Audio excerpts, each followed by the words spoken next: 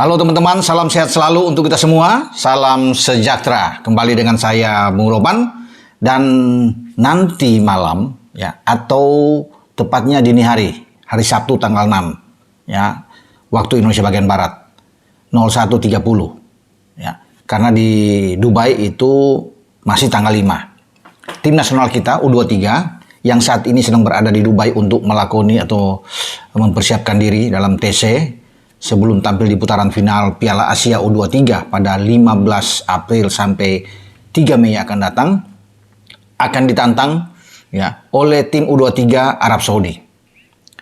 Kita akan bermain di sana. Tentunya pasukan Sintayong ini harus menunjukkan kualitasnya sebenarnya, meskipun ini pertandingan uji coba. Arab Saudi menjadikan Indonesia sebagai lawan karena mereka memilih karakter cara bermain seperti tim-tim Asia Tenggara. Nah, mereka berada di grup C bersama dengan Thailand. Selain ada Irak dan Tajikistan di grup mereka, mereka perlu melawan Indonesia karena Arab Saudi juga menganggap Indonesia tim yang sangat kuat. Ya, sehingga cara bermain itu mirip-mirip Thailand. Kita juga perlu untuk menghadapi Arab Saudi. Karena selain Arab Saudi, nantinya pada tanggal 8, tim kita U23 ini akan bertarung dengan tuan rumah U23 Uni Emirat Arab. Ya. Dan karakter antara Arab Saudi dan Uni Emirat Arab ini juga saya pikir tidak berbeda jauh karena kita berada di grup A. Lawan kita adalah Qatar dan ada Yordania selain Australia. Nah, antara tipikal gaya main Qatar dan Yordania ini kan mirip-mirip lah. Sehingga saya pikir kita punya keuntungan untuk bisa bertarung dengan Arab Saudi ya, dalam uji coba ini. Pasti SCY akan banyak melakukan eksperimen uji coba ini untuk melihat ya di berbagai posisi, berbagai lini, baik belakang, tengah, ke depan, untuk mencari siapa pemain-pemain yang lebih pas untuk ditampilkan pada putaran final tanggal 15. Karena tanggal 15 sesuai jadwal kita akan bertarung dengan tuan rumah Qatar. Tidak gampang. Selalu pertandingan pertama di sebuah turnamen, entah itu tim senior atau tim U23 seperti yang akan kita ikut, sulit. Nah, apalagi kita menghadapi Qatar sebagai tuan rumah yang dalam tanda kutip akan banyak diuntungkan. Tapi kita tidak perlu takut tentunya. Harus optimis melewati Qatar. Hanya saja menghadapi menyongsong ke sana, kita ini atau STY sedang dipusingkan dengan kekurangan stok di lini belakang, terutama di bek tengah. Karena sampai saat ini tinggal 3 bek tengah yang tersedia. Mereka adalah Rizky Ridho, Muhammad Ferrari, dan Komang Teguh. Alfriana Dewanga sudah dipastikan tidak bisa memperkuat tim U23 kita ya, di Piala Asia.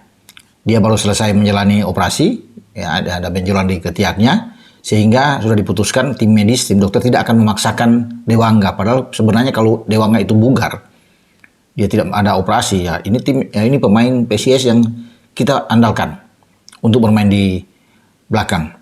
Seiring dengan dia, Nathan Chow juga belum pasti ya untuk bisa bergabung.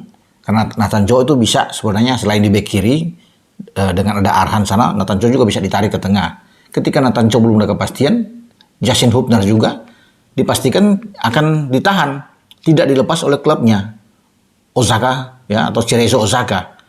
Padahal salah satu pemain dari Cerezo Osaka, itu kapten mereka di U23 kalau nggak salah itu, akan bermain bersama dengan tim Jepang dan diizinkan untuk bermain di Piala Asia.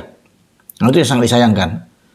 Kubu Cerezo Osaka menilai bahwa tenaga dari Justin Hubner ini sangat diperlukan. Sementara Justin belum bermain. Ya, tidak diandalkan sama sekali sebagai pemain utama, pemain inti di klub barunya yang dipinjamkan dari Wolf kan. Jadi itu yang sangat sulit ya. Kita juga sayangkan jika Justin Hubner tidak bergaul. Justin Hubner itu pemain yang sangat baik, tentunya kalau bermain di belakang. Dia akan menjadi pemain utama, pemain inti bagi STY untuk bermain dengan Ridho di belakang. Entah bermain dengan flat 4 back atau 3 back untuk ada taruh di sana. Dia bisa berpasangan dengan Komang, Ridho dan Hubner, atau Hubner, Ridho dan Ferrari. Itu yang ada. Nah, sekarang ketika Hubner ada ya pasti akan mengandalkan di STY ya dengan Ferrari, Komang dan Ridho. Untuk itu STY mungkin call dan pasti sudah disetujui untuk mendatangkan pemain Persib Kakang Rudianto ya, untuk ada keseimbangan di belakang sehingga akan jadi 4. Tentunya ini bagus dengan mendatangkan Kakang untuk mengisi posisi bek tengah ini dengan tinggi badan yang oke. Ya, walaupun Kakang mungkin tidak sebagus Justin Hubner, tetapi ini diperlukan untuk sebagai pelapis ya, mengantisipasi kalau salah satu di antara 3 pemain itu mengalami masalah, mengalami cedera. Ya, diharapkan ya saya juga mengharap bahwa semua akan baik-baik saja di saat akan menghadapi 2 pertandingan uji coba, baik menghadapi Arab Saudi maupun Uni Emirat Arab.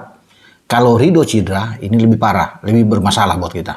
Karena di antara pemain belakang yang tersisa, Ridho yang paling mungkin dengan kualitas yang selalu kita tahu bersama, baik di tim senior, tim U23 kan dia sebagai kapten kita di U23, di senior juga dia tidak tergantikan. Bahkan 2 kali menghadapi Vietnam di pra Piala Dunia zona Asia Grup F selalu diandalkan oleh Sintayong. Itu Rizky Ridho. Nah, bagaimana kalau dia cedera? Makanya saya pikir jangan sampai dia dipaksakan main atau ada benturan-benturan keras sehingga Ridho itu akan mengalami cedera. Dialah ya harapan kita. Ketika Dewangga nggak ada, Justin Hopner nggak ada, dan belum jelas dengan kedatangan dari Nathan Choi ini. Ya. Tapi ya kita tunggu ya, keberadaan seorang Kakang untuk bisa cepat beradaptasi dengan tim, untuk dia menyusul, karena STY perlu memang untuk seorang pemain. Riskan kalau salah satu, jangankan Ridho, kalau Komang misalnya cedera dipasangkan dengan Ferrari, karena melawan Arab nantinya sudah pasti 3 pemain ini akan dimainkan.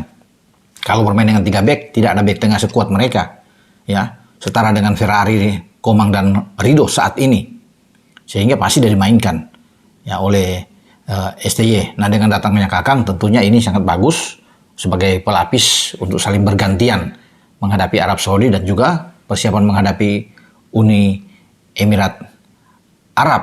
Nah, pertandingan antara Indonesia dan Arab itu akan berlangsung di Stadion The Sevens di kota Dubai di sini, dan ini secara tertutup, tidak ada live. Ya teman-teman, kalau ada yang mengatakan, "Bung, apakah ada live?" Sementara dapat info saya tidak ada live karena pertandingan ini tertutup ya untuk Arab dan Indonesia. Ya, semoga pertandingan ini semua pemain bisa menyelesaikan dengan baik-baik saja, tidak ada masalah, tidak ada pemain juga yang menderita cedera, sehingga ini bagus buat kita yang sekarang masih bertahan dengan 24 pemain. Karena ada 4 pemain itu kan termasuk Dewangga yang saya bilang tadi tidak bisa bermain, ada Justin Hopner, termasuk Marcelino juga masih 50-50 ya, belum ada kepastian apakah Densi akan melepas dia. Tapi 24 pemain itu sudah pasti, termasuk Ivar Jenner yang sudah dilepas dan Rafael Struijk. Ivar dilepas dari Jong Utrecht dan Rafael dari Ado. Jadi ini satu hal yang bagus tentunya ketika mereka bergabung. Cuma pukulan itu datang dengan Justin Hopner yang dikabarkan tidak bisa bermain karena ditahan oleh klubnya, dan belum pastinya Nathan Cho. Ya, kita berharap Heerenveen akan melepas Nathan Cho karena kehadiran Nathan Cho juga ini akan enak kalau dia ketika kita tidak ada Justin Hopner, masih ada Nathan Cho, oke lah di belakang masih sangat membantu, dan juga pasti dengan anak kesayangan STY Marcelino itu yang diharapkan untuk bisa menjadi motor kita di lapangan tengah ya, bermain dengan Ivar Jenner, walaupun kita masih punya Arkan Fikri sebenarnya, tapi Marcelino itu sangat penting. Itulah teman-teman ya yang kita perlu sampaikan di sini dengan persiapan Indonesia menjelang menghadapi Arab Saudi pada dini hari dan menunggu kedatangan Kakang Rudianto. Saya tidak tahu apakah ada pemain lain lagi yang akan dipanggil. Mungkin saja besok ada info-info selanjutnya yang saya akan berikan kepada teman-teman jika ada perkembangan di tim U23 kita ini. Tapi yang pasti sekali lagi saya bilang jangan sampai ada pemain-pemain yang mengalami cedera, karena STY akan memilih 23 pemain. Kalau sekarang kan cuma 24, berarti cuma 1 yang akan gugur 24 ini. Kalau Marcelino bergabung, Nathan Cho bergabung, Kakang bergabung, akan jadi 27. Ya, berarti ada 4 nantinya yang akan gugur untuk masuk ke 23 yang akan disetor nama-nama mereka. Nah, yang ada sekarang itu yang saya bacakan buat teman-teman itu yang sudah bergabung, yaitu Hernando Ari Persebaya, Adi Satrio PSIS, Erlangga Setio Persis ya, PSPS ya, Liga 2, kemudian Dava Fasya Borneo, Rizky Ridho Persija, Komang Teguh Borneo, Muhammad Ferrari Persija, Doni Tri Pamungkas Persija, Haikal Al-Hafiz PSIS, Saga Azraf PSM, Ilham Rio Fahmi dari Persija, kemudian Bagas Kava dari Barito, ya ada Arkan Fikri Arema, Rifki Dwi Persita, Raihan Hanan Persija, Iksan Nur Borneo, Witan Sulaiman Bayangkara, kemudian ada Fajar Fatur Rahman, ada Borneo, Jen Kelly Schroyer Persik Kediri, ada Hoki Caraka PSS Sleman, Ramadan Sananta Persis Solo, kemudian dengan Ivar Jenner Utrecht, ada Rafael Struijk Ado Den Haag, dan Pratama Arhan yang sudah dilepas dari Suwon FC. Itulah nama-nama pemain kita yang sekarang berada di Dubai dan akan mempersiapkan diri tampil di putaran final Piala Asia U23 15 April sampai 3 Mei yang akan datang. Dengan saya, Bung Ropan. Ciao.